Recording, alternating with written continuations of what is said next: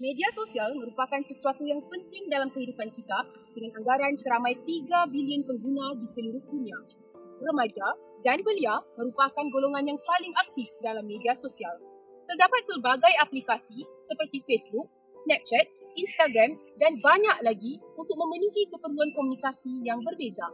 Di Malaysia, bilangan pengguna media sosial telah meningkat sebanyak 2 juta iaitu 7.7% antara tahun 2020 dan 2021. Walaupun penggunaan media sosial dan ketagihan terhadapnya bukanlah sesuatu yang baru, namun terdapat sisi gelap lain dari media sosial ini. Mari kita lihat. Memandangkan penggunaan platform media sosial semakin meluas, maka tidak menghairankan jika platform ini seperti Facebook telah digunakan untuk membincangkan perihal penggunaan bahan terlarang. Pengguna berupaya untuk memberi maklumat terkini mengenai penjualan dadah atau pesta dadah mereka. Contohnya, lokasi kumpulan dadah terbaru atau apa-apa yang mereka ada untuk dijual. Bagaimana media sosial digunakan untuk menjual dan membeli dadah merupakan sesuatu yang tidak pernah diterokai. Satu-satunya kajian yang diketahui adalah mengenai penggunaan media sosial dan aplikasi pesanan sulit untuk membeli dadah. Aplikasi seperti Snapchat, Instagram dan WhatsApp menyediakan medium untuk menghubungkan pembeli dan penjual dengan pantas dalam pasaran kripto dan urusan jual beli dadah. Ramai pengguna dadah juga menggunakan laman web gelap untuk mendapatkan dadah. Sebilangan besar kandungan di web ini tidak dapat diakses melalui enjin carian lazim seperti Google. Malah kandungan ini sering disebut sebagai web dalam atau web gelap.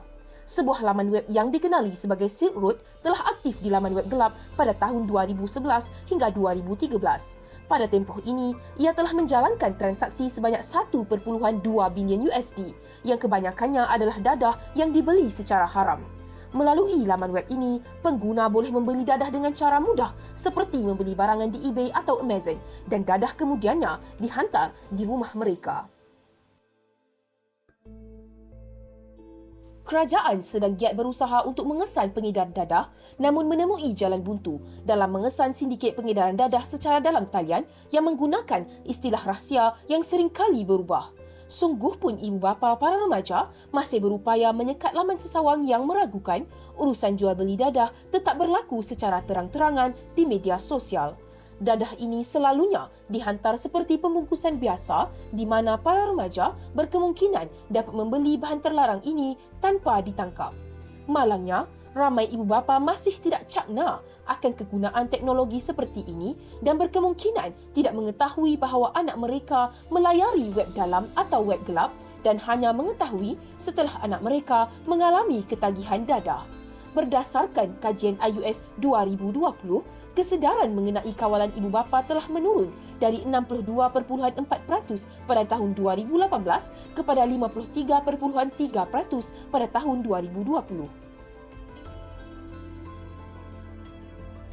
Sebagai seorang ibu bapa, di sini terdapat beberapa panduan yang boleh diikuti.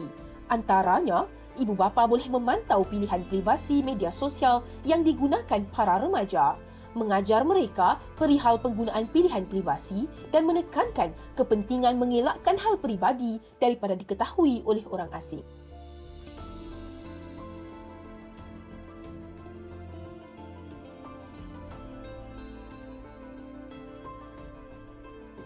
Ibu bapa juga perlu menasihati anak-anak supaya tidak berkongsi secara berlebih-lebihan termasuklah memuat naik status terkini, gambar atau video yang berkemungkinan boleh mengaibkan diri sendiri atau orang lain. Selain itu, ibu bapa juga perlu mendorong mereka supaya sentiasa memilih dengan bijak rakan-rakan dan figura yang mereka ikuti di media sosial. Mereka perlu dinasihati supaya tidak terpengaruh dengan kandungan atau mesej yang dilihat sehingga membuat sesuatu keputusan yang buruk serta memastikan mereka dapat membezakan antara perkara yang baik maupun yang buruk.